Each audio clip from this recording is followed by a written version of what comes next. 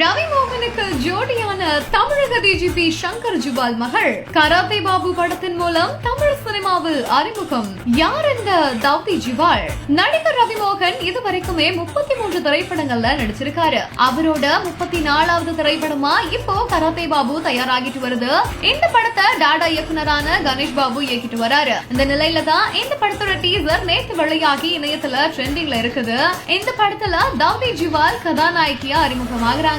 இவங்க யாரு அப்படின்னா தமிழக டிஜிபி சங்கர் ஜிவாலோட மகள் தான். தமிழக காவல்துறையில முக்கிய பதவி வகிக்கிற ஒருவங்களோட மகள் இடம்பெற்றிருக்கிறது இப்போ இணையத்துல பேசும் பொருளாகிட்டு வருது. சங்கர் ஜிவால் மகள் தௌதி ஜிவால் தமிழ் திரைப்படத்தில் அறிமுகம் ஆகுறாங்க அப்படின்னு நீண்ட நாட்களா தகவல்கள் பரவிட்டு வந்துச்சு. குறிப்பா டாடா திரைப்பட இயக்குனரான கணேஷ் பாபு தான் அவர் அறிமுகம் செய்ய இருக்கிறாரு அப்படின்ற தகவலும் வெளியானுச்சு. ஆனா இப்போ ரவி மோகன் படத்துல ஹீரோயினா நடிக்கிறாங்க தௌதி ஜிவால். தமிழக காவல்துறையில முக்கிய பதவியை வகிக்கிற உயர் அதிகாரியோட மகள் சினிமாவில் இப்போ அறிமுகமாவது அவர் மீதான எதிர்பார்ப்பு இன்னுமே அதிகரிச்சிருக்குது.